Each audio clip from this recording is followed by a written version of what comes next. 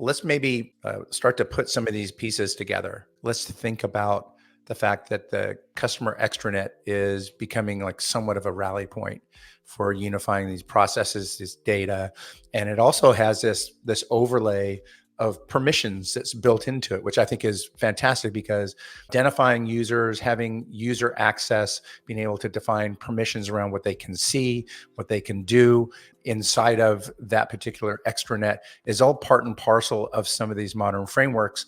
I know for yourself at Code Creators and in all of our work that we work on together, there is this Microsoft framework that is the basis of it. And it allows us to move very quickly into understanding what that construct needs to be for the client, because we have the tool set in place. And I just also want to drop like how far we've come in doing extranets and intranets. Probably one of the first intranets that I worked on was for a multi-billion-dollar company, maybe about 6,000 employees that were going to be using this extranet. There was, I think, a little over 20 departments. It was global. It was straight up HTML. It literally was, coding. It was a lot of string and tape, essentially within the context of the programming world as it is today, because we didn't have these frameworks at first. So we just naturally used the capabilities that we had of that day. And what was the result of it? It took a long time to create it. Change control was a challenge. And a lot of the things in terms of construct and structure, we had to build from the very start. So every time you created one of these extranets or intranets, it truly was a bespoke model that we were working on, and maybe probably left a lot on the table as far as some of the capability that we wanted to bring to life, just that the construction process itself was so difficult. That's changed so much with SharePoint. And all the Power Automate and Power BI. When we're looking at deploying now, like what are all those little pieces that you see come in componentry wise to the extranet? So kind of going a step back as well, Frank. So very similar to what you mentioned, when you had an extranet originally, an extranet needed a lot of really specialized skill sets to come together. It needed a lot of expensive developers. It needed technology that was not very convenient or efficient to use. A lot of things had to go exactly right to kind of create an extranet that could be of any use, if it could be.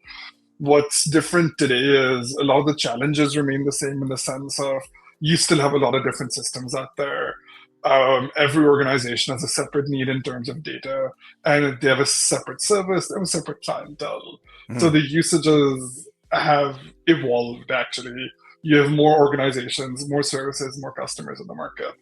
What's been helpful is in terms of a technology stack, you have solutions like Microsoft that have evolved, where solutions around Office 365 can actually do everything within your extranet for you. And using things like Azure, you can have a SQL database spun up in the cloud almost immediately with no hardware costs, really, as you don't need a server anymore.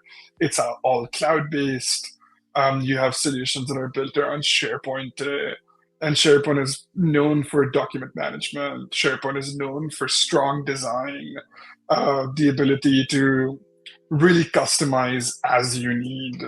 You have solutions around Microsoft Teams that you have available today. So chatting someone, texting someone, calling someone, scheduling meetings, all becomes super easy. Microsoft has added their own level of AI through Copilot that you now have available in your entire stack as well. So all the challenges that you used to have for an extranet are all actually solved in one package. Now, you can use that to create one simple SharePoint site where you would add an external user and that would serve as your extranet.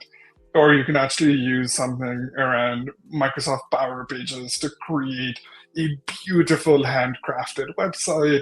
How you utilize the stack is really up to you, and based kind of on your use case. But Microsoft has given you the tool set, and it's given you the framework as well. Now, with each one of these applications, you can decide who has access, the level of access that they have.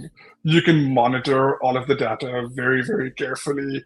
All of those options exist. The other option, again, sticking with Microsoft, and that's interesting as well, is CDP. which is our customer data platform. So what you can potentially do is you can incorporate your CDP within your extranet as well.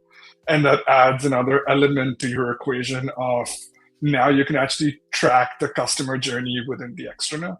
And you now have an additional point where you can collect metrics, collect data, and now serve an even more personalized experience within the extranet.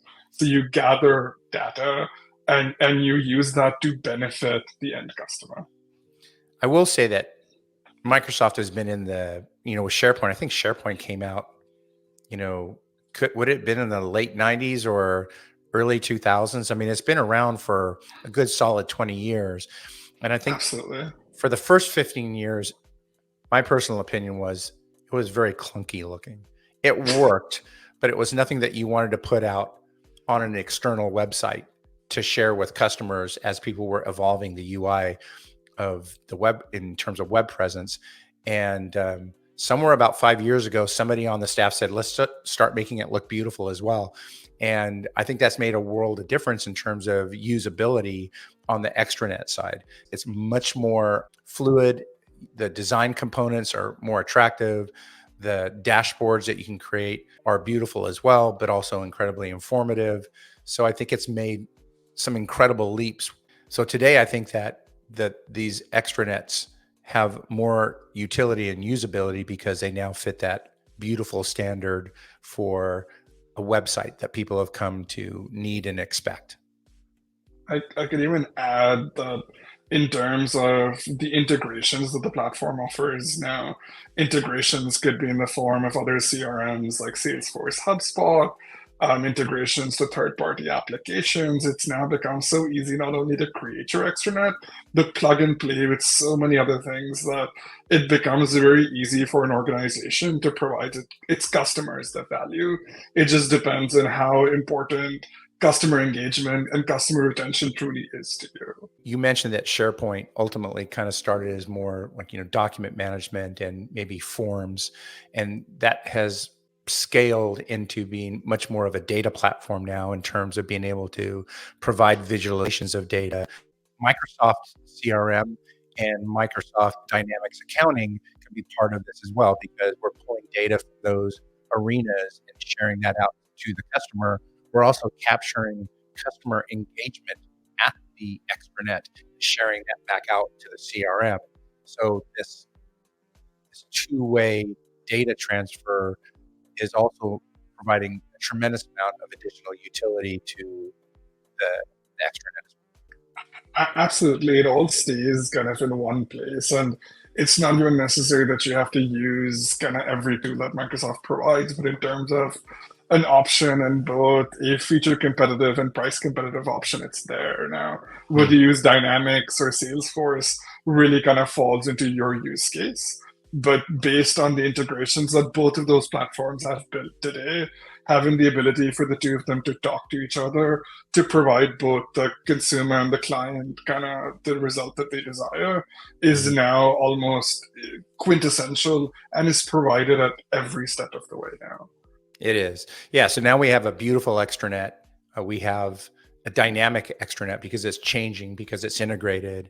And now as a strategy for getting new customers, keeping customers, optimizing your operations, this is by far and away an important strategy that if you don't have in place, you really should be thinking about.